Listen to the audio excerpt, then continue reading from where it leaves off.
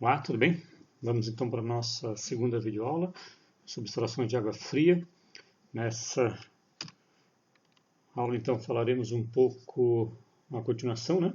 Primeiro vamos ver, na verdade, sobre o que nós vimos no vídeo anterior, né? Que vocês podem acessar depois se tiver alguma dúvida, sobre o breve histórico da nossa sistema de distribuição de água, sobre o sistema de captação e distribuição de água. Então vimos que, né, a água vem lá do rio, de uma reserva, né, de uma bacia, enfim, e aí ela é captada, vai para o sistema de peneiramento, depois vai ser feito todo o processo de decantação, e aí é filtrada e recebe tratamento de produto químico para ela virar ser potável, sendo na sequência enviada para uma reservatória superior, através de uma levatória, né, e ela vai por gravidade para nossas residências.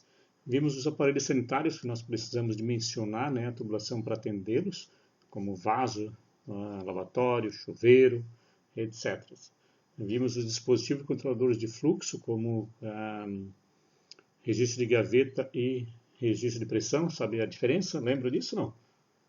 Então, registro de gaveta, nós usaremos ele sempre para fechar os ambientes, tá? Então, ele sempre deve ser totalmente aberto, totalmente fechado. Então, todos os ambientes, teoricamente, precisa ter um banheiro, uma área de serviço, uma cozinha, sempre nesses casos para poder fechar e fazer manutenção. E o registro de pressão é para controlar a vazão, então vai ser usado somente em chuveiro, tá? Ou onde desejássemos ter esse controle, tá? De vazão. Vimos também sobre normas e terminologias, né? Então o que é um ramal de entrada, um alimentador predial, a tubulação, né, que vem até a nossa cisterna ou que vai direto até a caixa d'água, a tubulação que sai da nossa válvula de retenção e vai até a bomba que se chama ramal de sucção, né, ou sucção. Vimos a que sai da bomba e vai até a caixa d'água, que seria então a coluna de recalque ou só recalque, tá? Então, agora vamos conversar um pouco hoje sobre hidrômetros, bombas e reservatórios. Tá? Vamos conhecer mais esses três itens. Então, o hidrômetro seria o aparelho que vai ficar, né, normalmente lá no alinhamento frontal do terreno. Quando a instalação unifamiliar, você não tem muito o que fazer, a Casanja, né, a Casan, considerando aqui Santa Catarina, a maioria dos municípios de Santa Catarina que são atendidos pela Casan, né, mas cada concessionária local de fornecimento de água vai ter o seu padrão, vocês precisariam consultá-la para ver o que ela recomenda, tá? Vou citar mais o caso daqui, ok, pessoal? Não deve diferir muito, mas no caso de instalações maiores, nós temos no caso de edificação de um prédio, aqui a recomendação, de acordo com a vazão que vocês precisarão para a edificação, vocês podem dimensionar, né, aqui, estimar o diâmetro nominal dele, tá? Para fazer já um pré-dimensionamento, mas isso normalmente é a Casan ou a concessionária local que vai definir o que precisa para essa unidade, tá? Então, por exemplo, uma vazão de até 1,5, aqui até 2,5 pode ser o 3/4, tá? Então atende bastante a esse 3/4 aqui, o 2,5. Acima disso, daí já temos que dar uma olhadinha aqui na sugestão de tabela, tá ok? Então sempre atento nisso, mas isso seria, eu costumo colocar um projeto a definir pela concessionária local, tá? Agora, existe, né, no caso do edifício coletivo, existe já uma lei federal que é a partir, se não me engano, 2000, 2001, necessariamente todos os edifícios, né, estou falando já há bastante tempo, todos os edifícios precisam ter medidores individuais, tá? Então os edifícios mais antigos ainda não têm, daí seria esse modelo aqui de distribuição, o reservatório fica superior, claro que tem uma bomba com um recalque vai lá para cima, enfim, daí vem descendo e distribuindo para os apartamentos, tá? Agora, com a adoção de medição individual, nós temos, na verdade, basicamente três possibilidades aqui, ó, tá?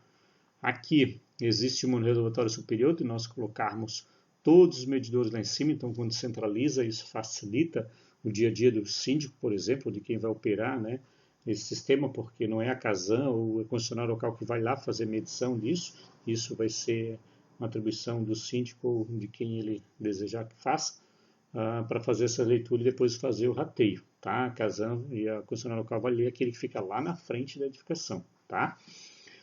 Aqui embaixo também, né? Então seria aqui a 10ª coluna grande, daí bota os medidores lá embaixo e depois a água sobe novamente, né? Então, logicamente aqui vai ter uma perda de pressão maior, tá? E existe a possibilidade também de colocar na circulação, então coloca no corredor, né? Cada andar tu coloca os seus medidores. Existem aqueles também que centralizam, que às vezes faz, eu já vi assim, num pavimento, centraliza os medidores de 3 pavimentos, um de cima, o do pavimento atual e o de baixo, tá? E existem aqueles que fazem de um andar para o outro, então vai depender de por onde que vai ser passada essa tubulação. Se você, por exemplo, passar a tubulação no próprio contrapiso, por exemplo, o medidor pode ficar no mesmo pavimento, né? Que daí ele já desce e vai pelo contrapiso. Agora, se a tubulação for no teto, também dá de fazer, enfim, daí tem N alternativa, mas eu já vi de forma que tu faz num pavimento e coloca ela, distribui depois pelo teto do outro pavimento, daí tu só desce e trabalha pelo teto e não sobe, tá? Aí ficaria sempre o medidor no pavimento de cima. Essas são as alternativas, uma das alternativas que vocês podem brincar aí no projeto de vocês, tá? Aqui nós temos então só as imagens para vocês observarem como fica. Então aqui temos o hidrômetro, por exemplo, seria numa circulação, tá? Logicamente é feito um shaft, né? Com a tampa, fecha uma portinha, né? Aqui está descendo a coluna e aqui ele está distribuindo. Ó. Aqui vai para um apartamento, ó, pelo visto final 4, final 2, 1, tá? E aí sai a distribuição, tá ok?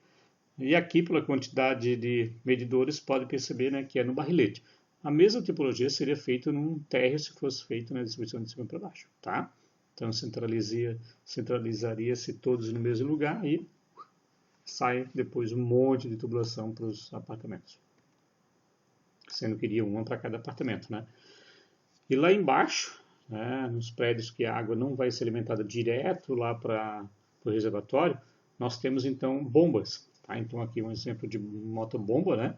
E aqui ilustrando a instalação dela, sendo que sempre temos que trabalhar com um conjunto com 2 no mínimo. Tá? Normalmente se trabalha com 2. De forma que não que elas trabalharão simultaneamente, e sim será feito, né? Você vai intercalar, hora funciona uma, hora outra, não quer dizer que no mesmo dia, sim. Costumamos trabalhar, uma sugestão é a cada 15 dias, fazer esse rodízio ou até cada mês. Então, normalmente os condomínios têm já uma empresa que presta esse tipo de serviço, presta manutenção na bomba. Normalmente eles vão uma vez por mês e aí eles fazem esse rodízio, tá? Através desse registro, né, você instala e consegue controlar o que abre e fecha aqui, tá? De acordo com a necessidade, consegue fazer água de lá vir para cá ou daqui para lá, sem nenhum problema, tá?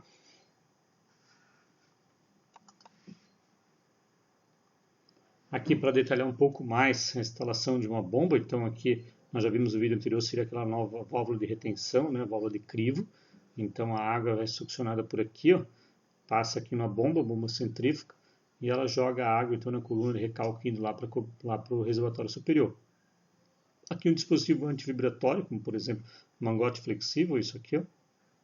Então, né, ele tem que ser algo que seja flexível para não transmitir a vibração ao longo de toda a plumada, senão tu vai transmitir isso lá para cima, vai criar um ruído em toda a estrutura e isso é ruim, além de poder danificar a própria tubulação, tá? Aqui, eu comentei com vocês na aula anterior sobre a união, aqui nós temos uma, aqui, ó, né? Aqui representando, ó, temos uma, aqui tem outra, ó, e aqui tem outra, ó, representação delas, olha só. Então, com isso, só para ilustrar de novo aqui, né? Aqui consegue-se daí sacar essas peças, tá? Então, normalmente lugares que você deseja sacar isso, você consegue fazer, você usa esse aparelho, tá? Então, seria isso. Aqui para ilustrar um pouco o exemplo de instalações elétricas de ligação, tá? Da bomba, que elas serão, então, nós teremos o reservatório inferior e o reservatório superior, tá? E eles, eu não vou entrar em muito detalhe, porque isso aqui seria mais para o pessoal da elétrica, mas só para ilustrar, a título de curiosidade, nós temos então uma boia elétrica no reservatório superior e temos uma boia no reservatório inferior, tá? Como é que funciona então? Essa boia, ela tem 3 fios normalmente, né? Aqui tem 3 fios lá em cima. Então você consegue programar que quando essa boia baixa, ó, a inclinação dela fica nesse sentido, está indicando o quê? Que o reservatório está baixo, ou seja, não tem água. Daí essa bomba aqui ela não liga, porque não tem água aqui, tá? Já que ao contrário, quando ela baixa a inclinação, indica que não tem água, então o que ele faz? Ele manda o comando, né? Ele fecha o contato e manda ligar a bomba, né? A bomba liga automaticamente. Só que essa bomba, ela tem essa chave aqui, ela só vai ligar se aqui tiver água. Então, para que ela ligue, essa boia tem que estar na inclinação, né? Ela tem que estar numa posição, por exemplo, né? Como se fosse assim, né? Ou na horizontal, tá? Então a boia tem que ficar para que informe que tem água no reservatório, tá? É bem simples, né? Então tem três fios, o manual vai informar direitinho como que deve ser feita essa ligação. Mas só a título de curiosidade, então são 2 boias elétricas, então tu não usa aquela boia que eu ilustrei na aula passada, né? Aquela boia tipo torneira, que ela fecha, né, aqui, tá? Daria até de usar um sistema daquele, desde que tu usasse daí o sistema com medição de pressão aqui, daí de acordo com a pressão, né, que quando fosse fechando aquilo ali, a pressão iria aumentar e a bomba desligaria, tá? Não é tão usado assim, mas facilita no sentido que não precisa mandar um fio lá para cima, né? Então teria essa facilidade, ok?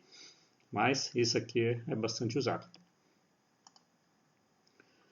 E algumas recomendações, então, da NBR 5626, né, que teve alteração no ano passado.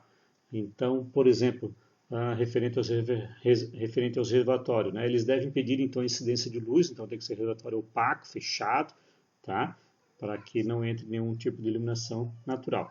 Deve permitir a constatação visual e o reparo de vazamento, então nós temos que ter acesso para poder verificar o seu interior, né, ver se ele está limpo, se tem alguma coisa danificada, né, principalmente quando é um modelo de concreto.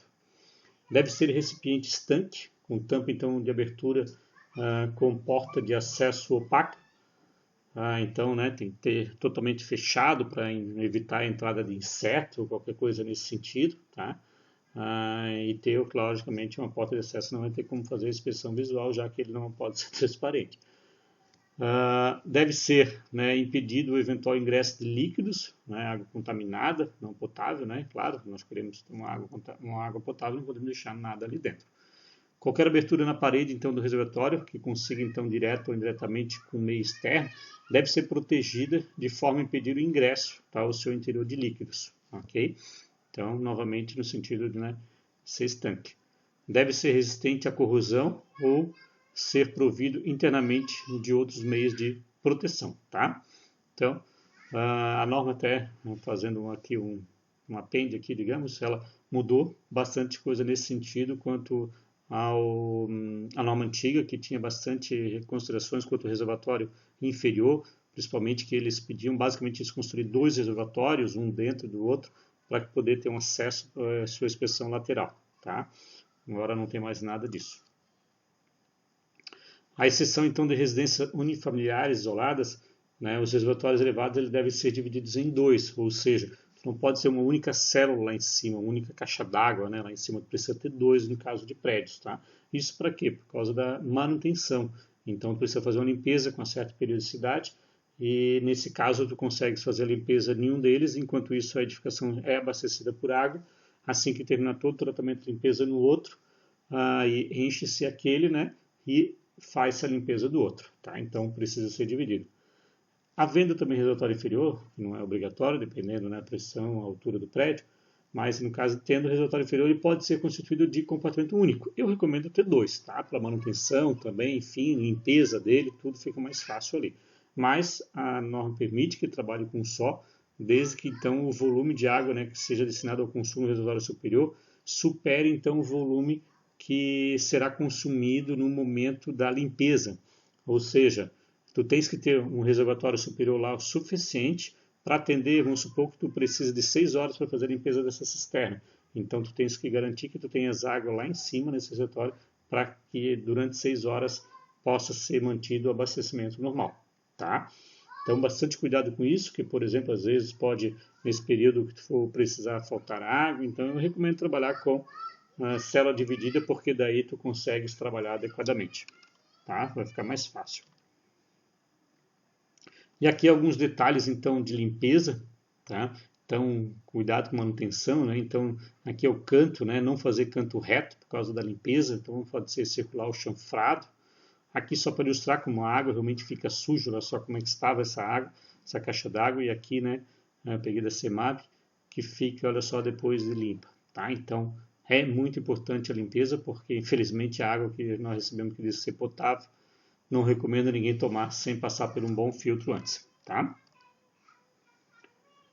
Aqui mais alguns detalhes, então, quanto às zonas de estagnação, tá? Então, temos que ter ventilação da própria caixa d'água, né? Como da própria tubulação aqui, ó. Então, por exemplo, nós precisamos sempre prever a reserva técnica de incêndio, né? Então, aqui está o nível, tá? Especificado, por exemplo, e uma das formas seria isso aqui, ó. Muitos poderiam pensar que simplesmente fazendo, deixa eu mudar aqui, fazendo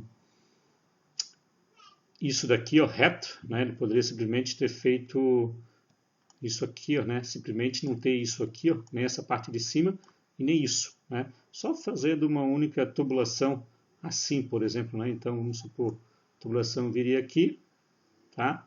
E deu, poderia ser assim. Teoricamente, a água vai ser consumida e vai entrar aqui e vai garantir que fique a reserva técnica de incêndio, tá? Que ela vai ser, né, pega por outro ponto, logicamente, outra tubulação. Então, dessa forma, garantiria a reserva de incêndio. Porém, tu não usarás essa água aqui, ó, tá? Então, essa água aqui, ó, né, essa água que fica dentro desse volume aqui, seria uma água morta, que a gente fala, né? Uma água do volume morto, porque ela não vai ser circulada. Isso pode ter, né, danos à saúde, tá ok? Então, quando se usa, tá, esse sistema aqui, ó, né, como se fosse pescaria, você faz com que a água ela vai sendo puxada daqui de baixo. Isso quer dizer que ele vai sempre esvaziar aqui primeiro, tá? Aí você pode pensar, mas vai fazer um sifão? Não, não vai fazer um sifão, porque quando chegar nesse nível, vai entrar ar por aqui e vai eliminar o efeito do sifão, tá? Então, por isso que é importante isso daqui, não só a curva aqui. Sem isso aqui, não funciona, ok? Então, dessa forma, tu garante esse processo. E isso aqui seria, então, para ventilar a coluna também de distribuição, olha só. Então, de forma que qualquer necessidade de expelir um ar, alguma coisa assim, não, sai por aqui, ok? A outra alternativa seria trabalhar, então, com, a ventosa. Né? Então, aqui, a ventosa. Então, trabalhando com a ventosa, tá? Seria uma outra alternativa. Para residência, nós temos essa alternativa aqui, usar a ventosa. Particularmente, não trabalho assim para residência, mas eu costumo fazer já diretamente aqui, ó. Eu poderia ter feito aqui, ó, uma ventilação também. É só fazer essa coluna aqui, ó, subir até aqui. Logicamente, tem que colocar uma telinha aqui de proteção de insetos, tá? Eu já resolveria esse problema. Ok? Então, vamos seguindo aqui. Bom, pessoal, é isso. Nós vimos então um pouco hoje sobre hidrômetros. Vimos que tem um hidrômetro lá, no medidor central, que vai ficar lá no alinhamento do muro, né? Que vai ser responsabilidade normalmente da concessionária local, no nosso caso a Casan. Vimos que daí tem os medidores, os hidrômetros que, no caso de edificação coletiva, precisa ter, que eles podem ficar então nos andares, ou no próprio térreo, ou lá na cobertura, no barrilete, tá? E esses vocês podem usar a tabelinha ali para dimensionamento que eu passei ali no início. Vimos as bombas, que precisa ter no mínimo 2 bombas para elevatório, então elas trabalham geralmente a cada 15 dias ou a cada 30 dias cada uma, e é feito daí a inversão lá para que isso ocorra. Reservatórios, vimos que a norma obriga a ter 2 reservatórios lá na cobertura, quando tiver reservatório superior, né, no local específico, lá na torre, e reservatório inferior, no caso, que precisaria ter no mínimo 1, mas a norma permite, né, mas eu recomendo trabalhar com 2, pessoal, tá? Assim evita qualquer problema.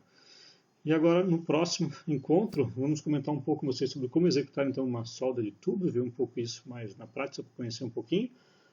O que é então o tal do diâmetro nominal, representação gráfica, né, como fazer, e sistemas de abastecimento. Beleza?